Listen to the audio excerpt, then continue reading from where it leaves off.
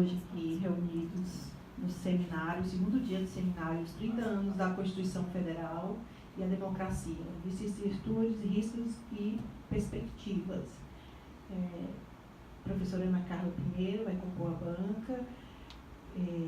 Ela possui graduação em Direito pela Universidade Federal do Ceará, graduada em Psicologia pela Pontifícia Universidade Católica de São Paulo, mestrado em Direito pela Universidade Federal do Ceará e doutorado em Direito pela PUC. Professora Daniela Veloso, doutora em Direito pela Universidade de Fortaleza, mestre em Direito Constitucional também pela Universidade de Fortaleza e possui graduação em Direito pela Universidade Estadual do Sudoeste da Bahia. Professor Francisco Humberto Cunha, que é bacharel em Direito pela Universidade de Fortaleza, mestre em Direito pela Universidade Federal do Ceará e doutor em Direito pela Universidade Federal de Pernambuco, pós-doutor pela Università degli Studi de Milano. E a professora Natécia, que possui graduação em Direito pela Universidade Federal do Ceará, mestrado em Direito Tributário pela Universidade Federal de Minas Gerais e doutorado em Direito Constitucional pela Universidade de Fortaleza. Todos os professores atuam na faculdade, na Universidade de Fortaleza, como professores, tanto na graduação como na pós-graduação, estrito sensu. Eu vou passar a palavra para a professora Ana Carla. Vamos trabalhar aqui na ordem alfabética. Cada um vai ter 15 minutos para expor o seu assunto. Então, bom dia a todos, todas. Eu agradeço muito o convite do professor Filomeno para estar aqui. Quando ele me convidou, eu disse que iria falar de meio ambiente. E eu, pensando sobre o tema, fiz aqui um esboço que eu vou ler para vocês. Essa Constituição Verde, né, de que falam, né, o meio ambiente, os 30 anos da Constituição de 1988, eu chamei o meu texto de Retrocesso e Ousadia. Então, que a Constituição de 88 foi a primeira Constituição brasileira a trazer a proteção ao meio ambiente de forma expressa, em capítulo próprio, foi dito e repetido até o ponto de cansar nossos ouvidos e olhos, quando escutamos ou nos debruçamos na leitura de artigos, especialmente no meio acadêmico.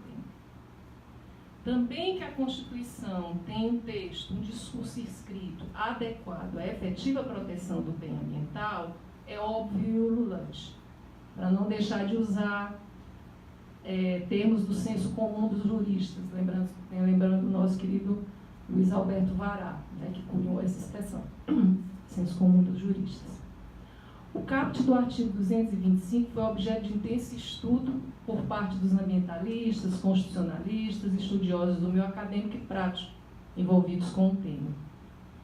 A Constituição confere a todos um meio ambiente ecologicamente equilibrado, assim como confere a todos saúde e educação básica. Estes são direitos da pessoa e dever do Estado. O peso e ou a eficácia dessas promessas de 30 anos precisam, no entanto, sair da folha de papel de La Salle e adentrar a efetividade de políticas públicas não isoladas, mas concatenadas no sentido de estabelecer um liame entre as muitas necessidades que devem ser satisfeitas. Meio ambiente equilibrado, por exemplo, implica em água potável para todos e saneamento básico para a imensa fortaleza B, como diz um antropólogo e quase cearense, o professor Timothy, dos Estados Unidos, que está sempre por aqui. Por falta de água e saneamento, as pessoas adoecem, as crianças doentes não podem ir à escola. Voltando para os cálculos da racionalidade econômica, esses fatos geram despesas gigantescas com a saúde pública. A falta de oferta de hospitais, a falta de leito, faz com que as pessoas morram desumanizadas, né, usando aí uma palavra. Também cabe, segundo o mesmo caput do artigo 225 da Constituição Federal de 88, ao poder público e à coletividade, defender e preservar o meio ambiente para as presentes e futuras gerações. Assim sendo, temos o dever de defender e preservar um meio ambiente que, desde 1988, vem sofrendo atentados terroristas. E tem muita gente que diz que no Brasil não tem terrorismo. Talvez não tenhamos na forma usual do termo, que eu creio que podemos passar a falar sim em terrorismo ambiental. Não creio que o uso do termo seja exagerado ou inadequado. Exemplo dessa espécie de terrorismo foi o maior crime ambiental ocorrido no Brasil e com repercussões mundiais, que ocorreu no dia 5 de novembro de 2015, a partir da cidade de Mariana, em Minas Gerais, e que se alastrou de forma concreta no Brasil afora e de forma simbólica no imaginário de ambientalistas e de não ambientalistas para além das fronteiras do Brasil. Digo de não ambientalistas porque os prejuízos concretos e a consciência de que os negócios podem sofrer sérios prejuízos se o ruído dos chamados ecochatos baterem nas portas das fábricas, mineradoras e empreendimentos financeiros em geral, passando de ruído à impossibilidade de manter lucros, já para a presente geração, então o cenário muda de figura. Se o descaso com o meio ambiente persiste, apesar da proteção formalmente preciosa apontada no caput do 225, já referido, infelizmente temos de dar razão a Marcelo Neves no seu discurso sobre a constitucionalização simbólica. Mesmo que a nossa Constituição vigente se diga de eficácia imediata e não meramente programática, esse ranço da Constituição dos militares. Também dá razão a Ulrich Beck em seus escritos sobre a sociedade de risco e da irresponsabilidade organizada, trazida para o âmbito do direito ambiental há mais de 20 anos, pelo professor alemão Wolf Paul, ao traduzir Marcelo Neves para a cena do meio ambiente e falar em direito ambiental simbólico. Os parágrafos e incisos do artigo 225 estabelecem diretrizes para que sejam asseguradas a efetividade dos direitos estabelecidos no caput, determinam que o poder público preserve e restaure os processos ecológicos essenciais e promova o manejo ecológico das espécies e ecossistemas. No entanto, o Código Florestal de 2012 perdoa aqueles que desmataram e perturbaram os processos ecológicos até o ano de 2008. Também diminui a margem de proteção da mata ciliar de 15 para 5 metros, dentre muitos outros dispositivos que marcam o retrocesso ambiental, já em comparação com o Código Florestal de 1965. Voltando para a margem de 5 metros, temos que os próprios moradores ribeirinhos se chocam com essa medida, no seu duplo sentido. Medida no duplo sentido, né? Jurídica, e afirmam que ela é insuficiente para proteger os riscos do assoreamento e de outras formas de degradação em geral. Dito de outra forma, é como se a lei dos homens pudesse fazer com que a lei da natureza, fazer parar a lei da natureza de uma forma mágica. Muitos espaços territoriais que deveriam ser especialmente protegidos estão se tornando em loteamentos clandestinos em várias áreas do país. Dado o crescimento dos mesmos, eles passam a ter até apoio do poder público, na forma de pavimentação, instalação elétrica e mesmo transporte público para, posteriormente, terem sua legitimidade questionada em juízo. Isso porque as áreas de mananciais são espaços que devem ser protegidos da ocupação humana, ao mesmo tempo em que os seres humanos necessitam ter moradia, mesmo que sem o padrão de dignidade conferido pela própria Carta Magna. Cada um desse grande contingente de pessoas faz o que pode, dentro de sua minúscula margem de poder fazer. O estudo prévio do impacto ambiental consta no ordenamento jurídico brasileiro desde a Lei da Política Nacional do Meio Ambiente de 1981. Foi recepcionado pela Constituição vigente, no entanto, sob a escusa de demora no procedimento de licenciamento e a exigência de celeridade para a implementação de instalações hidrelétricas em um primeiro momento e posteriormente de energia eólica, quer-se agora estender a celeridade do processo de instalação a empreendimentos em geral, por um projeto de lei que está prestes a se tornar lei. Isso porque temos pressa.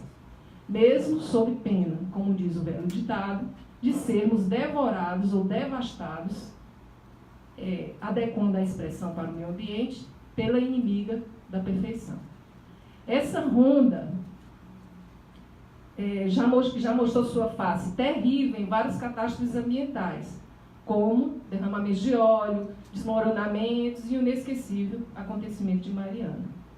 Voltando a ela, Mariana, temos que, mesmo cientes da fragilidade da barragem, a empresa foi omissa em torná-la mais segura, assim como o poder público também foi omisso na fiscalização, o que encerra uma dupla omissão dolosa contra o meio ambiente em geral e contra a imensa população afetada, de seres humanos, fauna, flora, biodiversidade, assim como todos os discursos em prol da dignidade humana. No que diz respeito à fauna e às vedações, às práticas que submetem animais à crueldade, temos que a própria Constituição sofreu emenda Constitucional 96 de 17, com a inclusão do parágrafo 7º do mesmo artigo 225, para dizer, em um eufemismo perverso, que as práticas desportivas que utilizem animais, desde que sejam manifestações culturais, são permitidas, contanto que assegurem o bem-estar dos animais envolvidos. A partir da referida emenda, surgem pelo menos 2 questionamentos que expressam a contradição em termos dos dispositivos.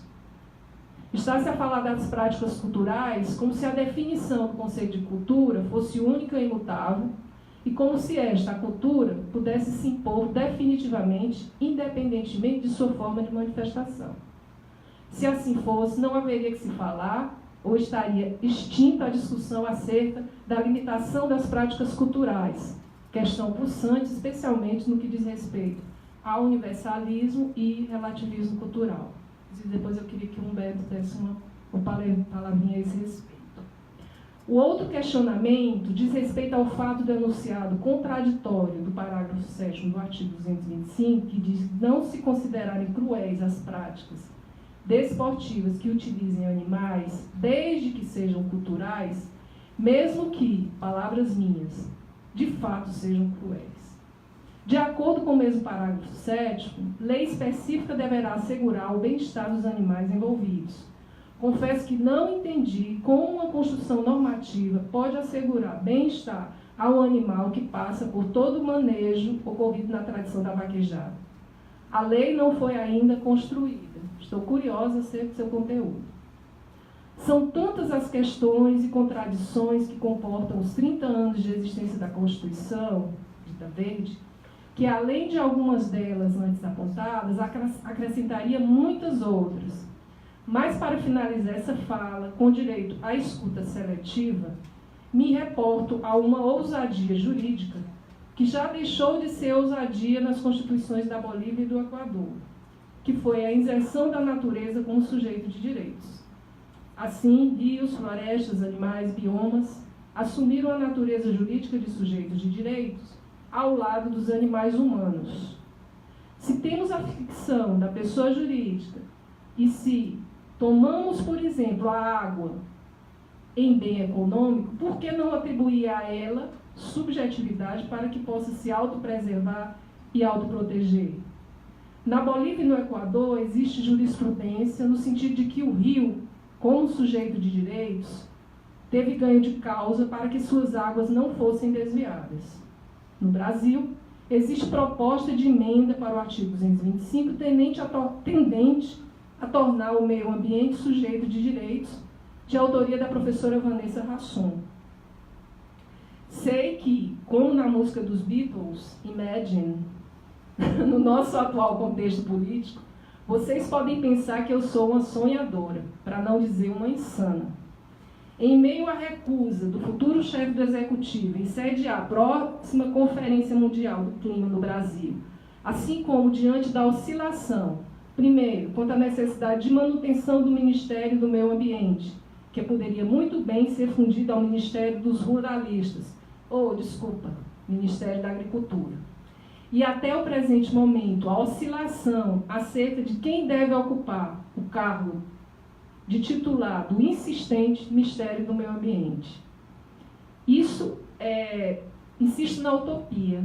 Como Eduardo Galeano, creio que a utopia é como aquela faixa de mar no horizonte, da qual quanto mais nos aproximamos, mais ela se afasta. mas que serve para que continuemos a caminhar ou navegar. Como diz outro poeta, é preciso navegar, navegar é preciso. Obrigada.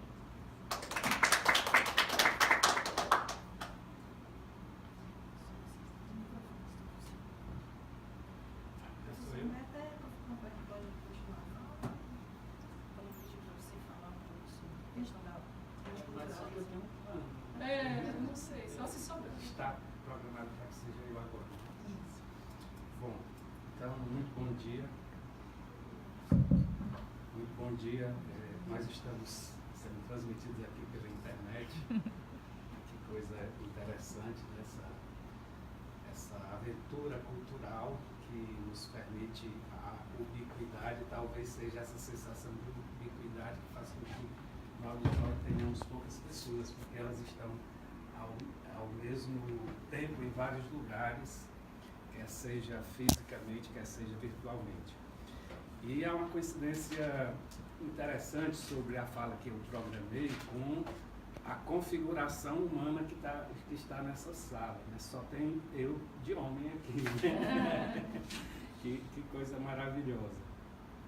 Vocês poderiam até encaminhar aí para o link dos alunos do PPGD, né? Já encaminhado, que aí o pessoal pode acompanhar o link né? Então, por que é que eu falei dessa coincidência? Porque eu programei uma fala feminina, né? Uma fala feminina a partir do título da apresentação que eu programei, que foi o parto tardio dos direitos culturais. E tem uma outra característica nessa minha fala que eu já antecipo, que é a ideia das trindades, dos trios, do número 3. Não apenas uma referência às 3 décadas da Constituição, mas de alguns elementos que eu vou tentar expor ao longo dessa fala de 15 minutos, ou talvez alguns minutinhos a mais, se eu ultrapassar, peço a compreensão. Então, a Constituição de 1988, ela é feminina, não apenas no sentido gramatical de uma palavra que tem esse gênero, mas no sentido kelseniano, que foi explorado por ele em um dos seus textos, subsequentemente condensados numa obra chamada A Democracia. Kelsen escreveu sobre isso, que ele fala que a autocracia, apesar de ser uma palavra feminina, é uma estrutura masculina, porque ela demarca seu espaço e é excludente. E a democracia ela seria feminina, porque ela abriga diversas possibilidades. É como uma mãe, né? É como aquela que não estabelece exclusividade para o seu âmbito de atuação. E me parece que essa Constituição de 88 tem essa característica que já foi colocada aqui na mesa de ontem, um pouco na mesa que antecedeu dessa daqui. Por exemplo, teria vários exemplos, mas eu citaria um forte exemplo, que seria o contrapeso de uma Constituição que, ao mesmo tempo, valorizadora dos valores, desculpe a redundância, não me veio outra palavra, dos valores sociais do trabalho e da livre iniciativa, mas tem uma outra perna que se mostra invisível, que é a valorização da cultura enquanto sua grande infraestrutura. É por isso que eu a chamo de uma Constituição cultural. E é uma Constituição que faz 30 anos e que, portanto, eu escolhi exatamente uma foto em que ela aparece um tanto quanto machucada, inclusive no seu aspecto físico, e essa é uma idade que nos faz lembrar uma personagem importantíssima da literatura mundial, que é a Júlia, personagem do Honoré de Balzac, um fantástico escritor de uma produção intelectual não somente de qualidade, mas de quantidade, ou seja, ele faria uma inveja terrível à métrica da CAPES. Tá? Então, ele era gastador de dinheiro, ele gostava, mas eu não vou me imiscuir nesses detalhes, porque senão os 15 minutos vão escorrer. Mas ele escrevia, por exemplo, por encomenda, um romance no fim de semana. Né? A sua comédia humana é absolutamente interessante. E o que é que ele... A ideia da Júlia, da mulher de 30 anos, no Brasil virou um palavrão, quando de fato é um grande elogio. Ele diz que a mulher se singulariza, deixa de ser aquele padrão da moça, da juventude, ela se torna única quando atinge essa idade, exatamente porque percorreu os espaços da vida, os dissabores, já experimentou coisas do tipo maternidade que justificam e experimentam suas potencialidades. Então, essa constituição feminina de 30 anos que nos dá alguns elementos para ser explorados em trindades, e uma dessas trindades, ou desses trios, foi proposto aí pelo professor Filomeno Moraes, que é para que investiguemos as vicissitudes, os riscos e as perspectivas. Essa Constituição, ela foi uma Constituição que assumiu na sua feitura todos os riscos.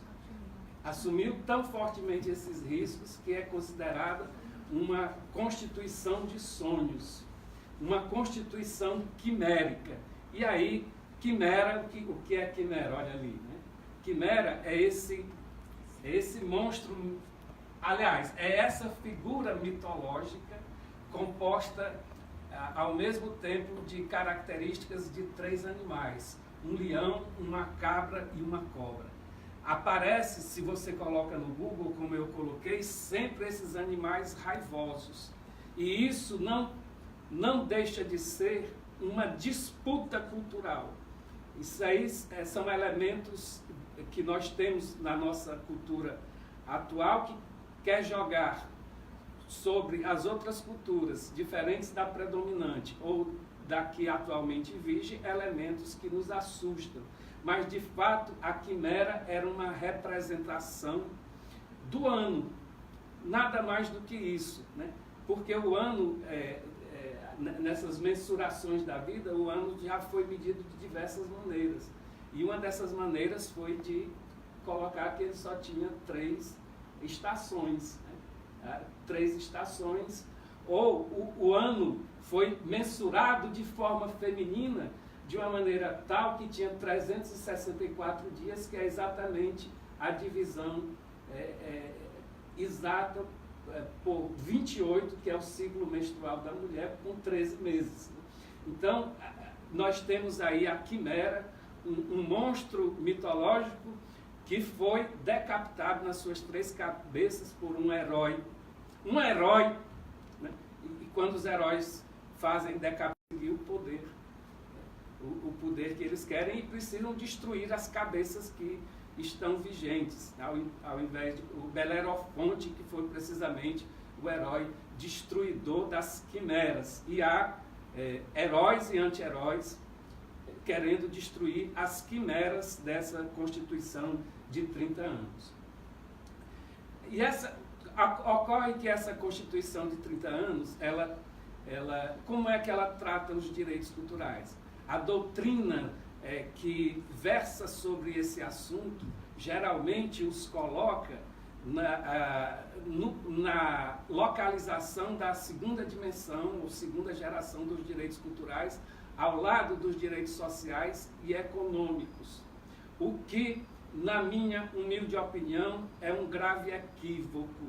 E é por isso que, nessa companhia de direitos tão fortes como os sociais e econômicos, os direitos culturais tiveram um parto muito tardio e ainda não completamente executado, porque sequer nós os compreendemos ainda. Por quê? Porque se a gente imagina que esses direitos culturais são direitos da segunda dimensão, como dizem com insistência quase religiosa os constitucionalistas, nós esqueceríamos que, por exemplo, as liberdades as liberdades culturais compõem, a partir dos critérios que observamos essas gerações, outra geração muito diferente. Portanto, dizer que, ou compreender que esses direitos culturais eles são direitos de segunda geração ou de segunda dimensão, é algo, no mínimo, incompleto, porque eles emanam da cultura, e aí eu reservo talvez para um pequeno debate falar sobre a provocação da Ana Carla, e a dimensão da cultura está presente em todas as gerações de direitos fundamentais. Há direitos fundamentais, portanto, relacionados às liberdades, é claro que sim.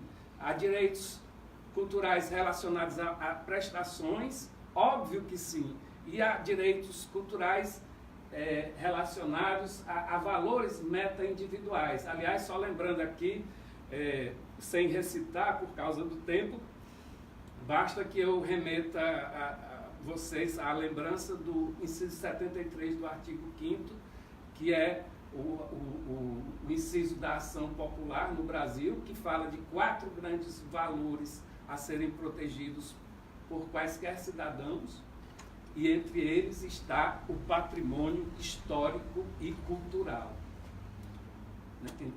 Ao lado da moralidade administrativa, do meio ambiente, né, Ana? Moralidade administrativa, do meio ambiente e do patrimônio cultural, está o patrimônio histórico e cultural. E por que é que esses direitos culturais estão presentes em todas as gerações? Eles são mais ou menos como o sistema solar, que a gente só conhece há 300 anos, né, mais ou menos, ou um pouco menos ainda, mas que já existia de forma imemorial. Então, o fato de a gente não prestar atenção, de eles terem uma dimensão invisível, não faz com que eles não existam. Mas se a gente observar estruturas, várias estruturas, eu vou mencionar aqui só en passant a Declaração Universal dos Direitos Humanos de 1948, a gente extrai que eles são uma fatia dos direitos humanos, uma fatia dos direitos fundamentais, objeto dessa mesa, vinculados a 3 núcleos. São os núcleos das memórias coletivas, no plural, dos fluxos dos saberes, no plural, e das artes, que demandam posturas de ação do Estado, às vezes de abstinência, às vezes de prestação e às vezes de envolvimento social, de uma maneira a proteger, como já foi mencionado aqui na referência ao inciso 73 do artigo 5º. E aí, essa imagem que eu trouxe é uma imagem que eu imagino condensa esses 3 elementos, que é do frevo, um patrimônio cultural da humanidade, exatamente na frente de uma igreja de um patrimônio material da humanidade também, que é a cidade de Olinda. Essa Constituição agigantada, em termos de tudo, é uma Constituição absolutamente prolixa, e ela tem suas razões de ser, porque ela chegou como um grande projeto de liberação e de cidadania, e Ulisses Guimarães acho que não estava equivocado quando a chamou de Constituição Cidadã. Ela demanda que nós, do meio acadêmico, façamos simplificações, porque eu acho que essa é a grande atividade acadêmica, entender a complexidade naquilo que aparentemente é simples e simplificar para a comunicação aquilo que é difícil, né? E essa Constituição, ela tem, em termos de conteúdos, alguns títulos que nós chamamos dogmáticos, títulos que nós chamamos estruturantes. Dogmáticos, é claro, que são dos valores, inclusive valores com pretensões de, não vou dizer imodificabilidade, mas insupressibilidade, né? E ela é tão grande que esses títulos dogmáticos dos valores consolidados, ou que almejam consolidação, e esses estruturantes, que é o da Constituição raiz, por assim dizer, né, da estrutura do Estado, da organização do Estado e dos poderes, eles se manifestam em termos de aplicação naquilo que eu chamo de títulos operacionais. E essa Constituição, que eu já disse faz alguns segundos, chamada de Constituição Cidadã, é também uma Constituição cultural, porque, olha aí, o tridente de Netuno, né?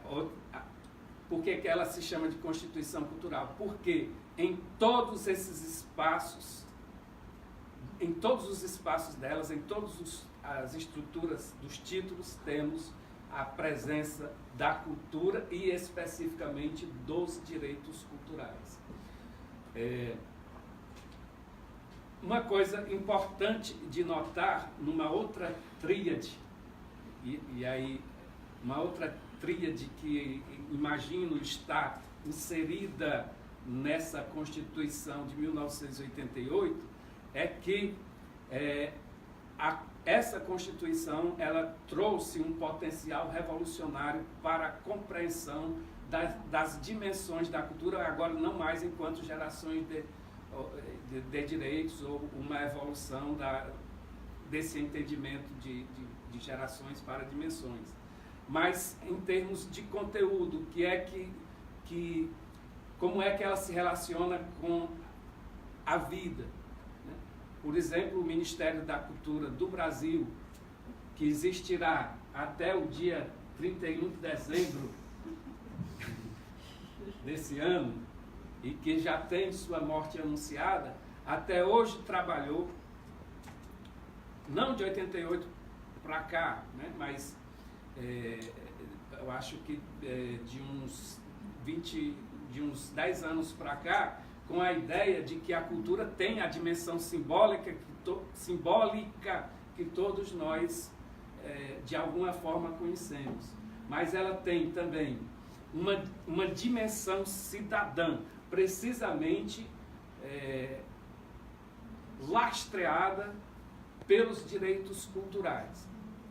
E uma dimensão econômica, que faz com que, por exemplo, a Unesco saia assinando ou propondo a assinatura de documentos internacionais como a Convenção para a Diversidade Cultural, que faça com que, por exemplo, nós aqui, Rosângela, por exemplo, a gente caminhe numa aula de campo até Quixadá, defendendo que ele seja reconhecido como patrimônio cultural da humanidade, sim, por sua dimensão simbólica, sim, por sua dimensão cidadã, mas também porque isso pode implicar um tipo de desenvolvimento diferente de uma estrutura que a gente chama de indústria cultural, que trata a cultura como se tratasse qualquer outra coisa, a produção de qualquer outra coisa.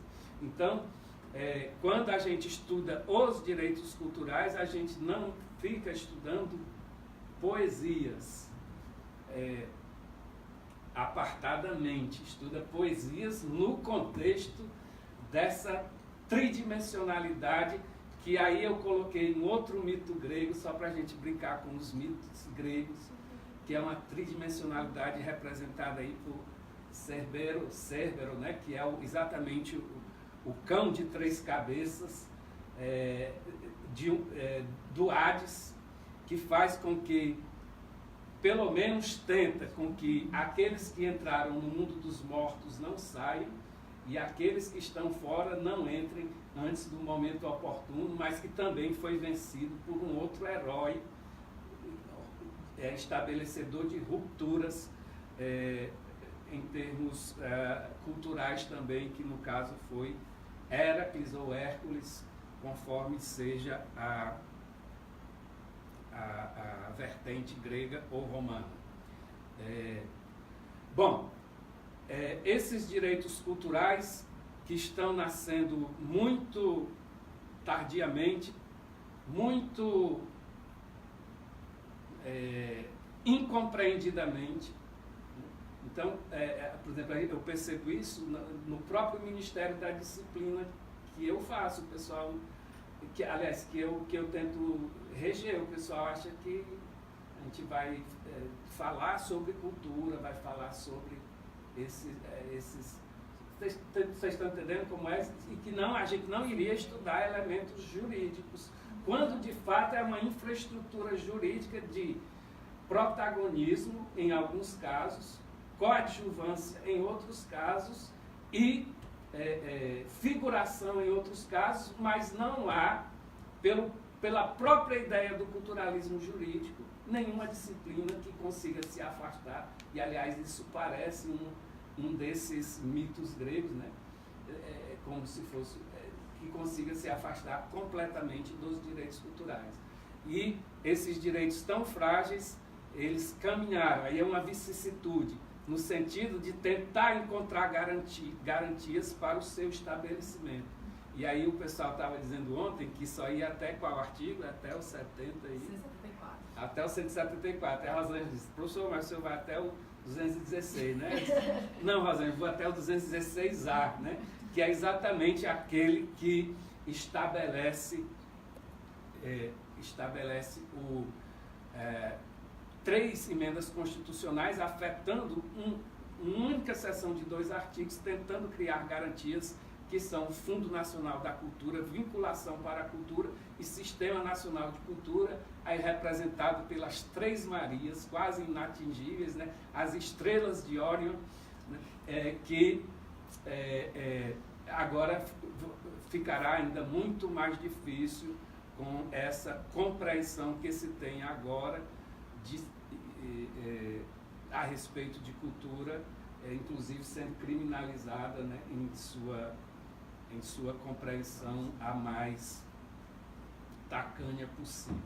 Então, meus amigos, para concluir, meus amigos não, minhas amigas aqui presentes, meus amigos que eventualmente estejam nos assistindo ao vivo ou subsequentemente, para fechar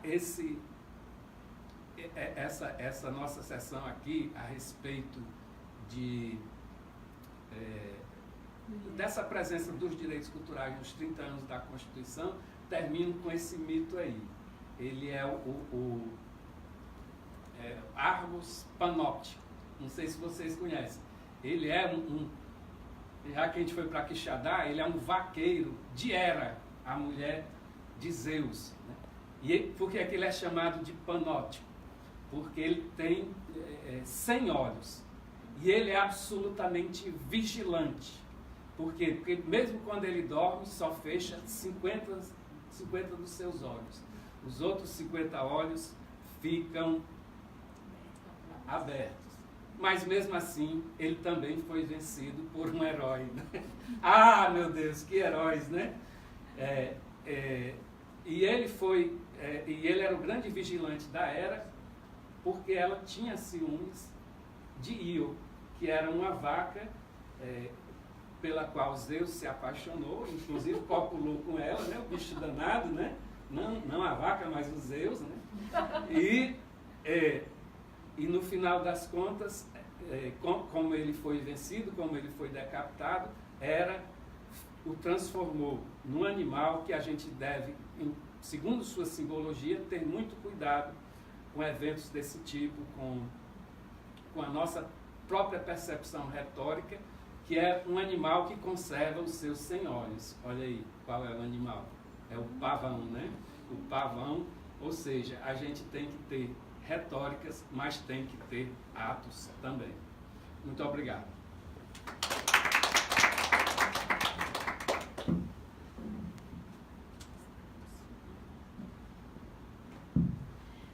Passar a palavra aqui para a professora Daniela, em seguida a professora Natécia, mas a gente vai querer ouvir o professor Humberto aqui a respeito da... Pode ser no debate, né? Pode sim. Andréia, troca de lugar com a professora Daniela. Aí pode baixar o meu notebook, né?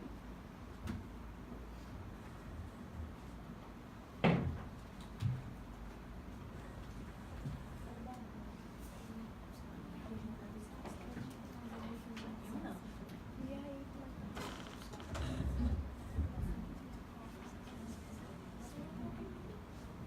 Bom dia a todos.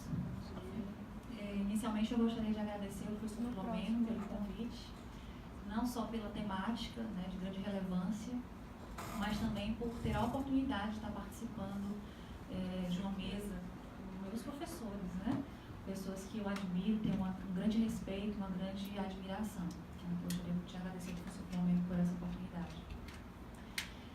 Se eu fosse intitular, se eu fosse denominar a minha fala de hoje, eu diria que o tema da nossa fala, da minha fala especificamente, seria a essência da Constituição em tempos de crise. Eu gostaria de iniciar minha fala com um trecho do prefácio elaborado pelo deputado Ulisses Guimarães, que foi inclusive citado aqui pela brilhante fala do professor Humberto, quando da promulgação da Constituição e inserido nas suas primeiras eleições. Né?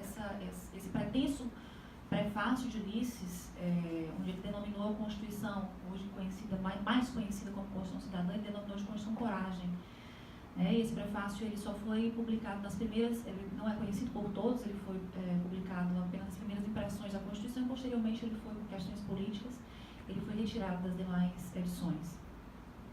E nesse momento ele diz o seguinte: o homem é o problema da sociedade brasileira, sem salário, analfabeto, sem saúde, sem casa, portanto sem cidadania. A Constituição luta contra os bolsões de miséria que envergonham o país. Diferentemente das 7 constituições anteriores, começa com o homem. Graficamente, testemunha a primazia do homem, que foi escrita para o homem, que o homem é o seu fim e a sua esperança. É a Constituição Cidadã. A Constituição nasce do parto de profunda crise que abala as instituições e convulsiona a sociedade.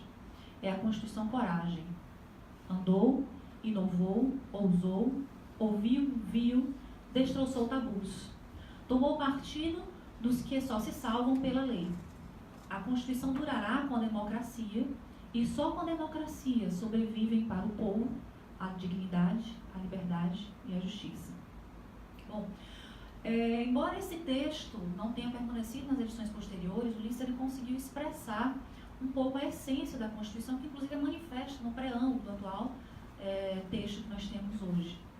A Constituição de 88 ela representou um grande avanço na história do constitucionalismo brasileiro.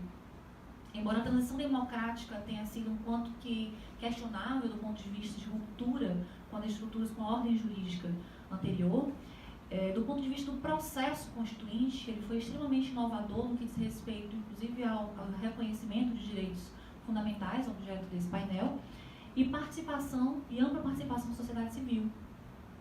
Aqui nós tivemos a representatividade de diversas categorias. Nós tivemos os índios, ambientalistas, entidades representativas de crianças, adolescentes, trabalhadores, aposentados, enfim, que juntos fizeram pressão perante os constituintes para a inserção de direitos frente ao texto constitucional que estava por vir. Como consequência, houve a partir de 88 uma verdadeira ampliação do catálogo de direitos fundamentais. Como resultado desse conjunto de articulações, a Constituição ela regulamentou praticamente todos os âmbitos da vida, através da incorporação, como o professor Humberto bem colocou aqui, de direitos sociais, culturais, políticos e econômicos, sob a salvaguarda do judiciário.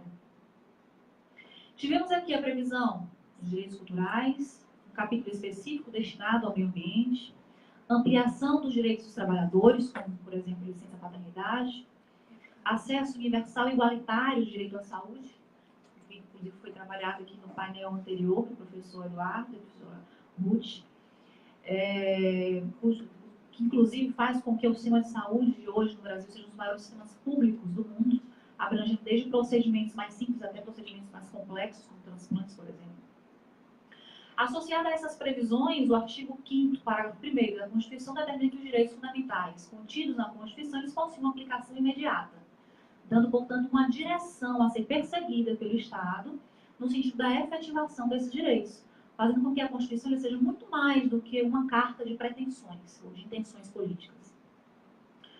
Mas, por um lado, essa ampla capacidade que o Constituinte teve de regular os aspectos, os diversos aspectos da vida, foi muito positivo, no sentido protetivo. Por outro, as promessas não cumpridas acabam por gerar um sentimento de frustração constitucional, pela impossibilidade de efetivação imediata desses direitos nela previstos, que dependem de políticas públicas, planejamento orçamentário, para a sua efetivação. Como consequência, diante desse sentimento e da incapacidade do Estado, o Poder Judiciário surgiu, a partir de 88, como um verdadeiro salvaguarda das expectativas sociais de reconhecimento e efetivação desses direitos. Um verdadeiro guardião das promessas constitucionais, conforme descritos por autores como Luiz Henrique Viana e o Garapon, que trabalham com esse tema. Consequentemente, a Constituição acabou por implicar em uma mudança substancial. Ele representou um ponto de inflexão no que diz respeito ao papel do Poder Judiciário. No seu papel e no perfil do Judiciário, que deixou de ser o boca da lei e passou a ser considerado como intérprete e guardião da vontade da Constituição. Os magistrados, portanto, inclusive no painel de mais tarde, será explorado um pouco mais sobre essa questão, mas os magistrados eles surgem no cenário democrático como novos atores no campo político, gerando o fenômeno que nós conhecemos hoje, o fenômeno da judicialização da política e das relações sociais. Isso tem sido percebido em diversas instâncias, desde as instâncias hierarquicamente inferiores, através das ações individuais reivindicando direitos, quanto nas instâncias superiores, sobretudo através de ações de controle de constitucionalidade. Nesse sentido, o Supremo, durante esses anos, ele tem sido considerado um poder contra-majoritário, voltado para a proteção dos direitos das minorias. E durante esse período, ele foi chamado a decidir sobre constitucionalidade de questões relevantes, como aborto anencefalo, uniões homoafetivas, cotas, ações afirmativas, né, as cotas nas universidades, conflitos envolvendo discursos de ódio, liberdade de expressão, dentre outras questões relacionadas à proteção dos direitos fundamentais. Essa atuação do Judiciário, embora muito positiva no que diz respeito à proteção dos direitos fundamentais, ela não deve ser vista sem reservas, sobretudo pelo fato de que as mutações constitucionais e a excessiva interferência nas políticas de atribuição do Legislativo e do Executivo tem um potencial para colocar em risco um dos pilares do Estado de Direito, que é o sistema de separação de poderes. Embora todos os avanços nesse ano de comemoração, 30º ano de aniversário da nossa Constituição, nós não podemos ser ingênuos a ponto de achar que a Constituição, por si só, tem o poder de assegurar a sua efetividade, de assegurar a democracia. Conquanto dotada de força normativa, conforme brilhantemente já analisava o Conrad Hess, o texto constitucional, por si só, não pode realizar nada se não existir um sentimento social de se assegurar a vontade da Constituição. O fato é que, embora o texto, por si só, não faça nada, ele pode impor tarefas, impor uma direção. E uma delas é que as normas elas não devem ser moldadas de maneira casuística ou voluntarista, conforme o cenário político e econômico, mas salvaguardá-la frente aos interesses, contra os interesses partidários ou governamentais. Nos últimos tempos, inclusive isso aqui também foi debatido nos demais painéis, e aqui também comentado pelo professor Humberto, nós temos tido diversas discussões, diversos argumentos sobre pretensão voltados para as reformas constitucionais, inclusive com mudança de ministérios, que colocam em risco a proteção dos direitos. Então, sobre o argumento de crise econômica, falta de efetividade, necessidade de atualização constitucional, nós temos presenciado uma série de discursos e reformas com potencial para desconfigurar a essência da Constituição e causar grandes impactos no sistema de direitos fundamentais. Enquanto isso ocorrer, seja pela via de reforma constitucional, seja pela via de mutações constitucionais, que não encontram amparo no texto da Constituição, coloca-se em risco muito mais do que um documento normativo, mas a própria democracia. Assim, embora haja, sim, um sentimento de frustração constitucional pela falta de efetividade de algumas normas, é primordial que as instituições e a própria sociedade civil não percam de vista a força normativa da Constituição e a importância de se resguardar a estabilidade de suas normas e a sua vontade. Somente preservando essa essência da Constituição e nos impondo contra reformas e mutações inconstitucionais, teremos a segurança de que os direitos nela previstos poderão ser plenamente efetivados. E aqui eu finalizo a minha fala com uma expressão, um trecho citado pelo Conrad Hess em sua obra Força Normativa da Constituição, onde ele diz o seguinte: quem se mostra disposto a sacrificar o interesse em favor da preservação de um princípio constitucional, fortalece o respeito à Constituição e garante um bem da vida indispensável à essência do Estado, normalmente o Estado democrático de direito. Eu agradeço a atenção, passo a palavra para o Agora eu vou passar a palavra para a professora Natécia Sampaio, e em seguida ela já pode passar para o professor Humberto, para a gente começar aqui os debates. Bom dia a todos. Eu tinha preparado até um esquema para falar, mas eu acho que vou aproveitar a fala dos meus antecessores com algumas provocações. Bem, o título que eu tinha pensado para essa palestra, para essa fala, para tratar sobre direitos fundamentais e democracia, seria a questão exatamente dos paradoxos da democracia, né? Assim, tentar sair da ideia de que a democracia pode ser vista como um rio que sossegadamente vai seguindo o mesmo curso, né, sem quedas d'água, enfim, para tentar ver que talvez a democracia seja o grande mar revolto e que essas diversas dimensões, elas são necessárias para que cada uma seja possível, mas em determinadas circunstâncias elas realmente se confrontam. E aí me vem sempre a lembrança, na época que eu falo isso em sala de aula, tem um tributarista que participou na minha banca de defesa de mestrado, que é o professor Ricardo Lobo Torres, que ele falava uma frase super interessante. Ele dizia que todo princípio traz em si o germe da sua negação. O que ele quer dizer com isso? Se você for explorar o princípio apenas na sua unidimensionalidade, né, essa exploração narcísica do princípio vai terminar por degenerar o próprio princípio. Tá? Então, nós precisamos da negativa de si, numa linguagem bem hegeliana, a negativa de si é muitas vezes necessária para que a pessoa, para que algo possa se manter. Então, esses paradoxos, antes de vê-los como se fosse uma catástrofe, uma negação da própria democracia, eu acho que pode ser trabalhado como uma força, vamos dizer assim, uma força da própria democracia. Né? Que os paradoxos são necessários para que se explorem novas perspectivas e para que se cheguem a soluções que anteriormente não tinham sido pensadas. Bem, então,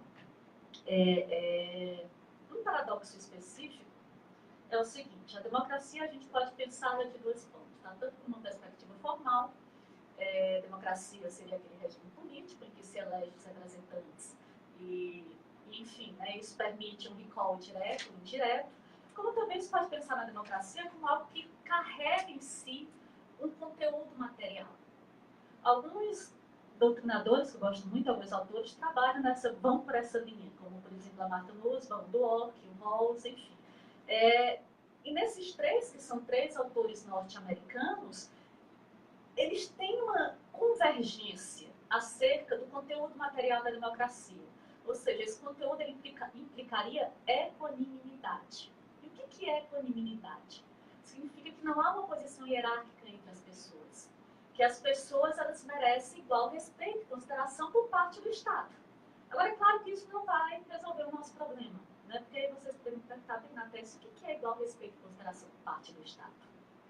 Tá? Então, é claro que eles trabalham nessas matizes. E em algumas matizes eles coincidem. Como, por exemplo, a igualdade de liberdades básicas seria algo fundamental para a equanimidade. O que isso significa? Isso significa, a grosso modo, que as pessoas seriam igualmente livres para tracejar um projeto de vida e para vivenciá-lo. Então, não existiria um projeto de vida melhor do que o outro. O fato de eu ser católico não é melhor do que o fato, por exemplo, de Ana Carla ser muçulmana. O fato de uma pessoa ser casada não é melhor do que o fato de outra pessoa ser solteira. Isso são, na verdade, escolhas de vida personalíssimas. Né? Uma matéria que foge ao Estado. Que, na verdade, não há um certo e um errado. O que há é simplesmente o que é adequado para uma determinada história de vida e o que não é adequado para essa mesma história de vida. Tá? Então, essa perspectiva de que a gente pode ver a igual dignidade das individualidades. Essa questão de tratar a equanimidade como igual dignidade da individualidade já pode levar a um primeiro paradoxo da democracia, que seria, vamos dizer assim, na atuação da metalinguagem democrática, ou seja, o que fundamentaria a democracia ou os direitos fundamentais. Então, se eu chego e digo assim, Natécia, você está, então, falando que a democracia tem um conteúdo material que implicaria a igual dignidade das várias individualidades. Isso é apenas uma explicação cultural ou é uma explicação metafísica? Veja, se eu digo que isso é uma explicação metafísica, eu digo assim, não, porque as pessoas são assim. As pessoas são indivíduos, cada indivíduo tem uma história de vida personalíssima, e é o fato de que cada indivíduo tem aptidão para ter uma história de vida personalíssima que torna a sua vida digna. Então, se eu digo isso, eu estou dizendo, bem, eu estou dizendo o que é digno no ser humano. O que é digno no ser humano a ponto de ser uma finalidade estatal, a principal finalidade estatal. Ou então eu posso chegar e optar pela teoria cultural, que foi aqui nos últimos anos de vida, o Rawls optou. Ele disse, não, essa questão da igualdade e das liberdades básicas, da equanimidade, está relacionada com a cultura de um determinado país, com a cultura democrática. Isso vai trazer, claro, que implicações. Se eu opto pela teoria metafísica, vocês vão perguntar, bem, mas será se todo mundo compreende que a dignidade humana reside na sua individualidade? Será se todos concordam com isso? E se todos não concordam com isso, por que que esse vai ser o valor, né, a axiologia central do meu Estado? Isso não estaria prejudicando exatamente a igualdade de liberdades? Né? Alguém está dizendo que a dignidade humana se reflete na sua individualidade e que a individualidade deve ser o papel central do Estado. Ou seja, garantir que cada pessoa seja livre na construção da sua narrativa de vida. Por outro lado, se eu digo que é cultural, eu vou ter problemas, já de imediato, no âmbito do direito internacional. Bem, se isso é cultural, se isso tem relação apenas com aqueles países que se dizem democráticos, como é que eu posso impor isso a uma outra cultura?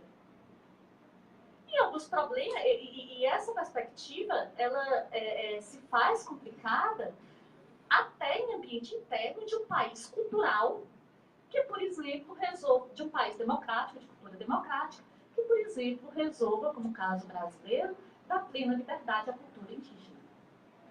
Né? Então, se eu reconheço uma cultura como plenamente legítima, eu posso não intervir nessa cultura a ponto de salvaguardar determinados direitos, como, por exemplo, a vida. Tá? Então, esse é um primeiro paradoxo. Indo nessa esteira, eu ia falar sobre outras coisas, porque claro que existem vários paradoxos. Mas os meus antecessores todos falaram, a Ana Carla, de uma forma muito sensível, muito bonita, falou da questão justamente do meio ambiente, tratou da questão do animal, enfim, dessa dimensão do direito ambiental simbólico. O professor Humberto trouxe toda a questão da cultura, né, que na verdade, quando ele falou da cultura como uma estrutura, que é justamente como, se você pode pensar na democracia como uma grande manifestação cultural. Né? A própria democracia é um modo de ser de um povo. E a professora Daniela falou justamente nesse esforço de uma constituição dirigente, enfim. Bem, uma das questões é justamente quando a gente pensa nessa constituição, que ela culturalmente investe bastante nos direitos fundamentais, né? Extensivamente a Constituição cidadã, enfim, né? Ela investe pesadamente em direitos fundamentais. Ao investir pesadamente em direitos fundamentais, que teriam um caráter biológico, que teriam aplicação direta e imediata, enfim, isso aí todos já sabem que andou de mãos dadas com ativismo judiciário. Ativismo judiciário que é criticado por uns, mas que na verdade parece que hoje a gente não consegue fugir dessa fórmula desse ativismo judicial. O problema é que muitas vezes um ativismo judicial que invista na fundamentalização dos direitos, ele vai tirando o debate sobre esses direitos do processo político. E com isso eu vou utilizar a professora Ana Carla tinha falado da Hannah Arendt, eu vou utilizar já uma crítica muito sensível da Hannah Arendt em Origens do Totalitarismo, em que ela fala que toda vez que se tira um valor da política e se transforma esse valor em fato social, esse valor perde completamente a sua eficácia em regular a vida em sociedade. Então, muitas vezes o que acontece, principalmente diante de debates judiciais, que por conta da fórmula, do sopesamento de princípios, enfim, e aí entram equações matemáticas que, na verdade, nada mais fazem do que, vamos dizer, ocultar o subjetivismo, muitas vezes, mas então você começa a dizer, bem, determinado princípio é mais importante que o outro. E aí a professora Ana Carla falou dos animais, não sendo contra ou a favor. Eu apenas queria falar da linguagem que foi utilizada pelo Supremo para decidir sobre isso. Né? Que aí o Supremo ele colocou justamente assim, olha, de um lado eu tenho direitos culturais, de outro lado eu tenho o direito do meio ambiente. O direito à sustentabilidade do meio ambiente estará sempre prejudicada quando há maus tratos de animais. Então, em caso de maus tratos de animais, o meu direito fundamental ao meio ambiente sustentável será sempre superior aos direitos culturais. Isso daí tem várias falácias nesse argumento. Tá? Primeiro, é dizer que a sustentabilidade do meio ambiente está sendo prejudicada por maltratos de animais. Então, a rinha de galo não está ameaçando a espécie de extinção dos galos, a vaquejada também não, as touradas na Alemanha, em Portugal, também não estou ameaçando. Né? Não estou falando, não estou dizendo, estou querendo pensar a questão do argumento em si. E, por outro lado, a gente vai pensar, pegando a questão que o professor Humberto fala da essencialidade do direito cultural, claro que ele é dinâmico, claro que a cultura muda, mas a cultura, muitas vezes, ela manifesta um modo de ser, um modo de vida da pessoa. Então, quando justamente se coloca algo como se fosse uma sentença transitada em julgado, ou como se fosse um fato social, o meio ambiente agora é um fato social. Sempre vai prevalecer o meio ambiente. Você tira modos de vida do debate político. E aí você começa a entrar também num desses paradoxos da democracia, né? Que é justamente de um lado você precisa de um judiciário ativo, de outro lado, esse judiciário ele tem que respeitar o caráter político dos valores, né? Ou seja, esses valores não podem ser 100% juridicizados, né? O seu caráter político não deve ser transformado 100% num caráter meramente jurídico, de forma a se evitar que eles não se transformem em meros fatos sociais.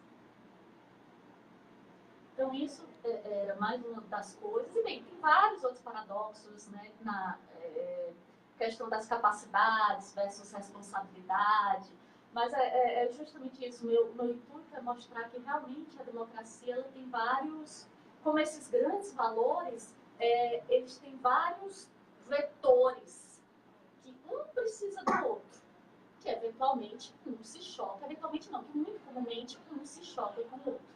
Né? Que o paradoxo, antes de ser visto como um inimigo insuperável, ele é importante para o próprio crescimento, para a própria maturidade. Então, obrigada a todos.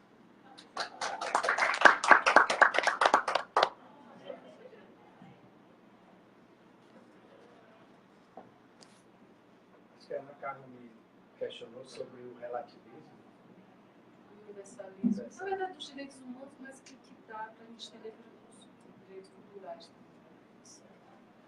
Olha, deixa eu fazer aqui um pequeno comentário também sobre a justificação. Quando você falou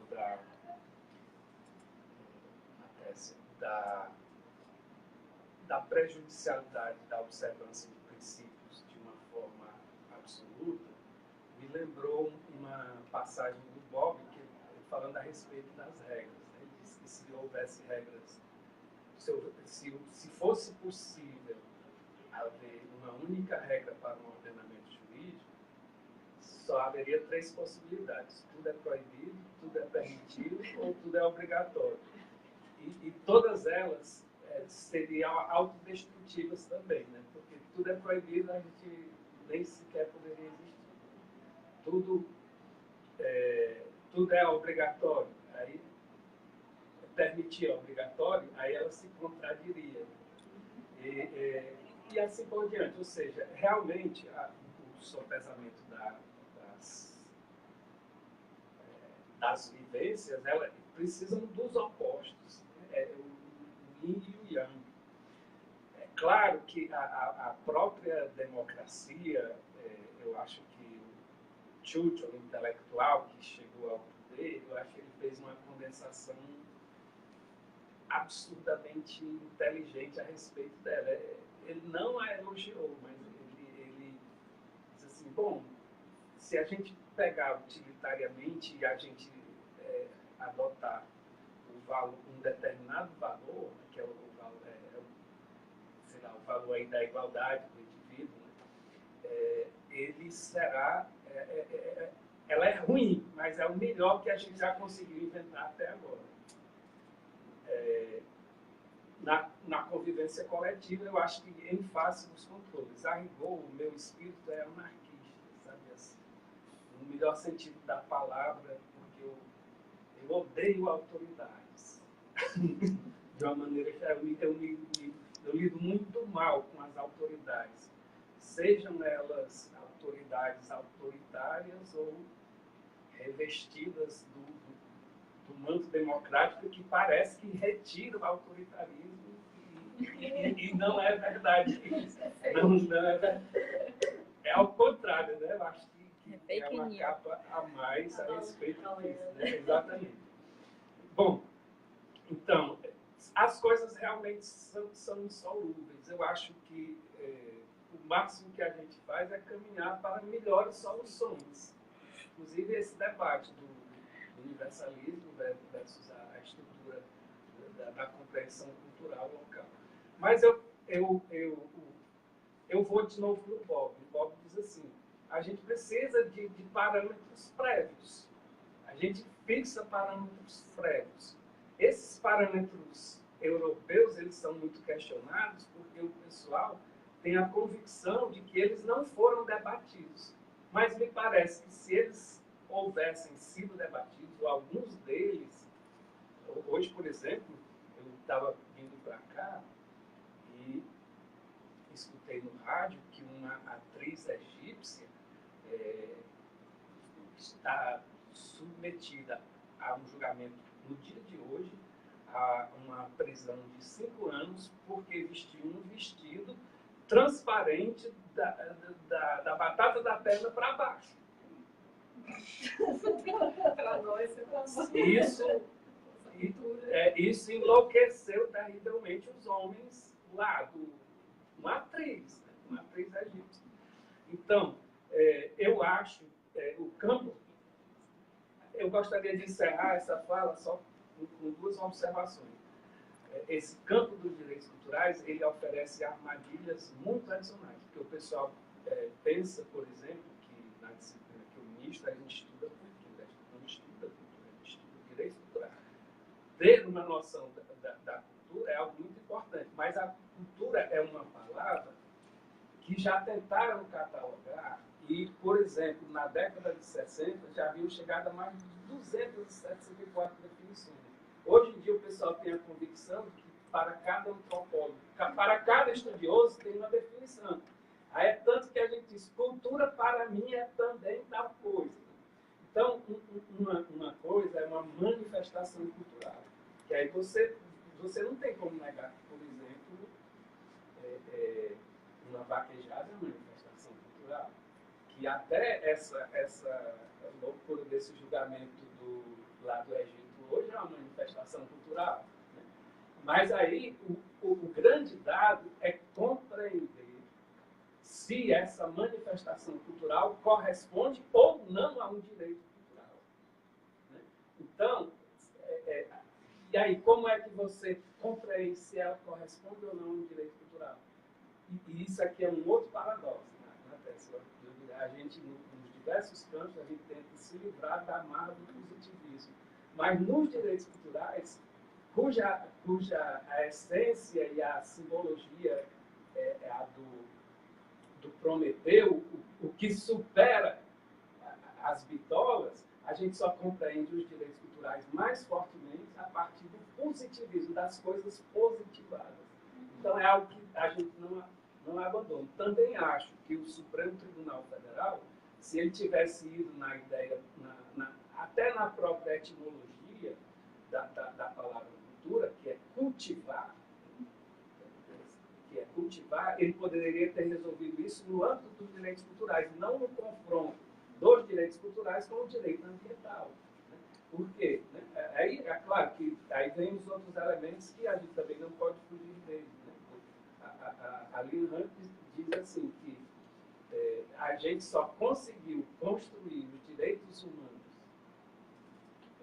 tal qual a gente os concebe hoje em dia, porque, em primeiro lugar, a gente se apiedou dos animais, porque executar um ser humano era uma festa, como era uma festa funeral. O pessoal vendia pipoca diante da forca, diante da fogueira, todas essas coisas. Né? Então, é insolúvel, mas eu acho que é uma batalha. E, para terminar mesmo, eu digo que vocês duas têm razão. E se alguém disser coisa contrária, eu vou dizer que tem razão também. Né? Vou fazer como Getúlio Vargas, né? Que vocês conhecem a piada dele, né? Que chegou alguém de um partido e aí fez uma reclamação e disse: você tem razão. Chegou o outro, fez a reclamação oposta e disse: você tem razão. Aí a filha dele chegou e disse: papai, como é que pode? Eles dizem coisas opostas. Eu disse que eles têm razão. Ele disse: você tem razão. E acho sim é necessário, portanto, para tentar resumir, uma construção coletiva. Porque tanto o direito quanto o âmbito da cultura, ele só tem sentido de ser na intersubjetividade. Portanto, a gente não pode ter uma noção principiológica de regras ou da ideia de direitos de forma absoluta. Aí eu termino com a Hannah Arendt, né? Um trecho, esse livro, eu vou aproveitar para publicar um livro, esse livro que esse ano, um livro chamado Teoria dos Direitos Culturais. Aí eu coloquei o seguinte trecho da Hannah Arendt, extraído da Condição Humana. Um homem que trabalhasse, fabricasse e construísse um mundo habitado somente por ele mesmo, não deixaria de ser um fabricador, mas não seria um homo faber. Teria perdido sua qualidade especificamente humana e seria, antes, um Deus. Certamente não um criador, mas um demiurgo divino, como Platão o descreveu em um de seus mitos. Só a ação é prerrogativa exclusiva do homem. Nem um animal, nem um Deus é capaz de ação. E só a ação depende inteiramente da constante presença dos outros. Então, tomara que eu tenha dito alguma coisa no sentido de dialogar com o que vocês disseram. Os professores querem mais uma oportunidade para falar? Algum? Eu queria perguntar uma coisa para o professor Pronto. Humberto, você falou a questão exatamente de quando é que um direito pode ser objeto de proteção, né? Quando é que algo é um direito cultural e que passaria pela questão se ele é objeto ou não de proteção justamente pelo Estado por ser um direito cultural. Eu estava pensando, na verdade, pegando um gancho mais com a minha disciplina, com os autores que eu leio, e pelo que eu estava falando no começo, que se fala muito essa questão assim, do modo de vida, né? Que a pessoa teria o direito de ter uma narrativa, de construir uma narrativa de vida importante para si. Isso é uma questão complicada quando se vê essa questão assim, de quando é que um modo, uma manifestação cultural pode ser ou não objeto ou não, pode ser objeto ou não de proteção do Estado, no seguinte sentido de quando é que essa manifestação cultural se torna a ser muito importante para determinada pessoa. E quando é que isso pode ser ou não objeto do Estado. Né, assim, eu estava pensando, porque essa questão, até o termo o Rawls utiliza, ele diz o seguinte: nem todas as liberdades são básicas, algumas liberdades são básicas. Quais são as liberdades básicas? São aquelas relacionadas com a dignidade e individualidade do ser humano. Então ele diz: olha, a minha liberdade de usar ou não um cinto de segurança não é básico. Agora, a minha liberdade de associação, a minha liberdade de expressão, a minha consciência, os meus direitos políticos, são liberdades básicas, porque eles estão estritamente relacionados com a minha individualidade e dignidade. Ou vestir um vestido. Ou vestir um vestido, pois é. Pois é uma estética, uma forma de manifestação sua. E aí vem a questão realmente da... Vem a questão... que vem a questão assim... Vem a questão exatamente dessa dificuldade de quando é que uma manifestação cultural, que a Ana Carla falou na questão do vestido, quando é que algo está associado ou não a um modo de vida da pessoa que, vamos dizer, que seria algo importante, até que ponto essa importância subjetiva tem um caráter objetivo de forma a ser protegido pelo Estado.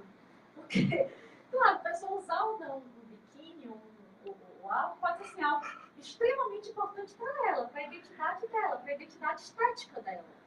Mas quando é que essa importância subjetiva a gente começa, essa manifestação pessoal, que às vezes também é social e cultural, até que ponto que isso se torna não objeto de proteção pelo Estado?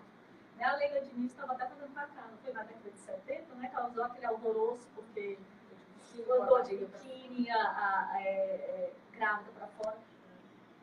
Então, essa dificuldade também de você buscar uma legitimidade desse direito positivo, né? Quando é que ele pode escolher que determinado algo é uma manifestação cultural protegida ou que não é? Quando o senhor fez essa colocação, eu também fiquei me perguntando, a partir da fala, o senhor se colocou que os direitos culturais sobre o par tardio, né, direitos culturais. Ao mesmo tempo, o senhor falou que, o senhor colocou essa questão de que o objeto, se de fato aquela manifestação cultural é um objeto de um direito cultural, que os direitos culturais, em termos de vocês, ainda se amparam muito no aspecto positivo. Será que o fato de que esse amparo no aspecto positivo não é um responsável por esse atraso, esse parto, né? Não é uma consequência desse parto tardio? Até que ponto porque, na minha perspectiva, as manifestações culturais, elas partem antes no aspecto social, né? E depois é que ela parte para o aspecto normativo, né? Então, na minha perspectiva, não pode se eu estiver errado, né? Então, primeiro ela acontece no âmbito da sociedade, depois que ela vai se manifestar no âmbito normativo, muitas vezes esse aspecto normativo não consegue alcançar e acompanhar essas transformações, né? E reconhecer que de fato é uma manifestação cultural, né? Então, como é que vocês conseguem lidar com isso? Bom, primeiro, obrigado por tantas perguntas. Homem, Obrigado. Tá? Eu gostaria, em primeiro lugar, de dizer que o Estado é uma imposição grandiosa, grandiloquente, que chegou unificando tudo. Né? Então, a ideia do Estado é a ideia de juntar todos os poderes na mão de um e, no mínimo, sair anulando os outros poderes. Né? Bom, tá, você tem sua liberdade religiosa, mas no final das contas a medida final é minha. Tem um Paolo Grossi, que é um estudioso da história do direito.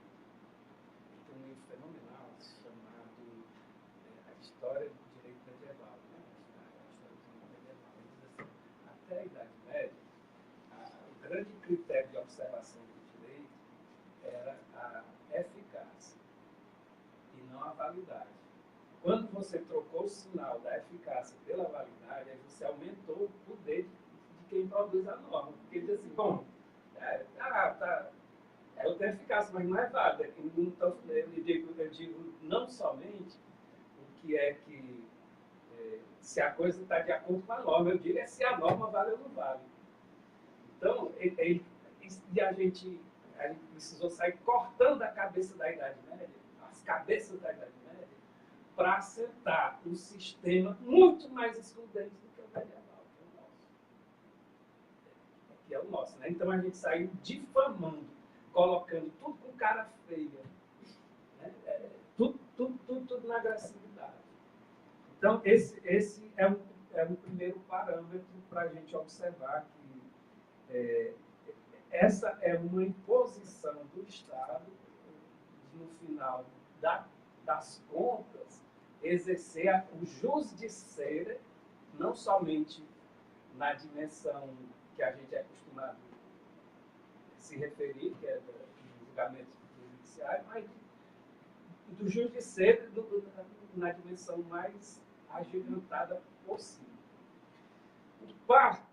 O parto tardio dos direitos culturais está, com relação à Constituição dos Direitos Culturais, está menos dela e mais na interpretação. Se eu entendi bem, por exemplo, vocês fizeram as duas análises, mais observando a Constituição de 1937 do que a de 1988.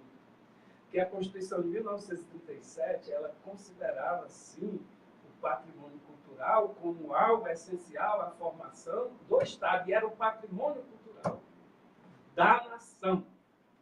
E a Constituição de 1988, ela disse coisa muito diferente. Ela disse que constitui patrimônio cultural os bens de natureza material e imaterial, tomados individualmente ou em conjunto, que sejam portadores de referência à identidade, à ação e à memória dos diferentes grupos formadores da sociedade brasileira. Então, aí não, a proteção do patrimônio cultural, ela não se dá em função do indivíduo, mas dos diferentes grupos formadores da sociedade brasileira. E quando a Constituição parte para os instrumentos, quando ela parte para os instrumentos normativos, ela menciona os clássicos que a gente precisa rever, todos com a ótica dela. Por exemplo, eu escrevi um artigo para a revista da AGU e disse assim, olha, o tombamento, ele migrou do direito administrativo para os direitos culturais. E o start que me veio foi em função de dois eventos na cidade de Fortaleza, que foi a humilhação que o Estado atribuiu à estação da Parangaba. Vocês já viram a estação da Parangaba? Os caras foram um dos movimentos mais bonitos de proteção do patrimônio cultural que se teve no Brasil, mas os caras botaram ela embaixo do trem, achatada, humilhada. Então, o vitorioso ganhou, mas perdeu. E, por outro lado, a Praça Portugal, que nem tombada era, perdeu-se todas as... Você é procurador do município, né? Perdeu-se em todas as instâncias para o município, mas o município não derrubou. Por quê? Porque houve uma completa migração, e aí eu desenvolvo, ou tento desenvolver nesse artigo que eu fiz para a revista da AGU, comemorando os 70 anos do IFAM e refletindo sobre os 70 anos do Decreto-Lei 25 de 1937. Ou seja, não tem como um Decreto-Lei de 1937 ser aplicado do jeito que está lá, se não for observado o parâmetro constitucional. Então, mas eu vou falar duas coisas assim, que eu sei que preciso ser parcimonioso na minha fala. Os instrumentos, apesar de ter os nomes, alguns nomes clássicos, como tombamento, registros, inventários, vigilância, desapropriação e outras formas de acautelamento e preservação. Então, proteger hoje em dia não se trata mais da proteção em função da nação, mas dos diferentes grupos formadores. E o sistema de proteção ele pode ser só um sistema de valorização, como é, por exemplo, no patrimônio cultural e imaterial. Se você pega a convenção da Unesco sobre o patrimônio cultural e imaterial, ele diz que uma das coisas indispensáveis é o bem cultural ser transmitido de geração em geração e a geração presente poder dar os seus contributos. E esse sistema de proteção ele não é mais definitivo. Por quê? Porque a axiologia pode cambiar. Né? Pode cambiar. Então, a gente, no Brasil, se você perguntar aos alunos que fazem a cadeira de Direitos Culturais, como é que se salvaguarda o patrimônio cultural, eles colocam tombamento, porque ficou fixado quando existe uma grande quantidade, aliás, até não medida quantidade, de sistema de proteção ou de valorização, e até o próprio tombamento. Por exemplo, as ondas valorativas fazem que, como, por exemplo, o mausoléu do Castelo Branco seja reivindicado para se transformar num memorial em favor das pessoas que sofreram torturas. Mas agora a nova onda diz, não, vai ficar assim mesmo, né? Vai ficar assim mesmo, do jeito que está, salvaguardando a memória dele. Né? Então, quer dizer, por que é que... será que eu consegui transmitir?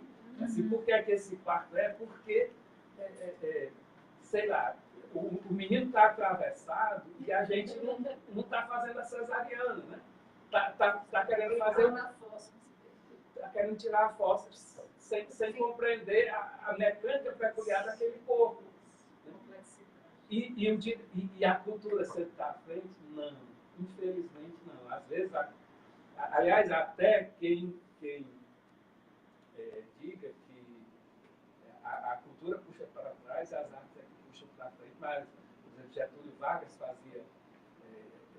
nunca se teve tanta atividade cultural quanto nos governos autoritários. Só que não tem a liberdade. O Getúlio Vargas fazia concertos nos estádios. Se o estádio não tinha jogo de futebol, era concertos com violinos.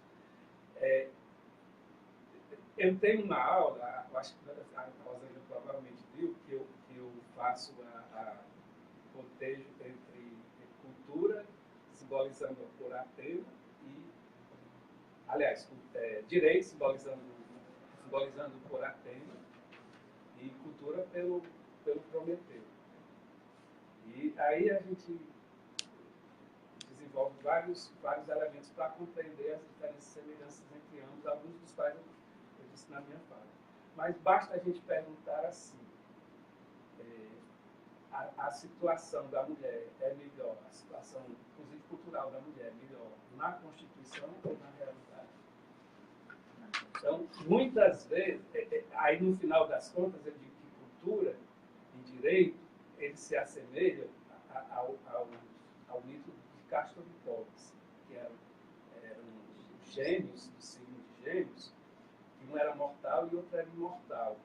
E o mortal foi atingido. Aí o mortal pediu a Zeus para transferir a sua imortalidade para que ele estava morrendo, aí ele passou a morrer e o outro pedia para devolver. E eles ficaram assim. Então, cultura e direito, eles são assim. Pelo menos essa é um efeito colateral bom que esse Estado centralizador nos gerou.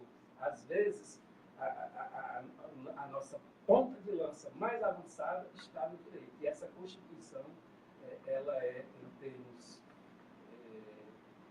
desse aspecto, muito, muito melhor. A gente estaria muito avançado em muitos aspectos se o direito fosse atingido e se não houvesse a puxada para trás do plano cultural. Essa é a minha compreensão.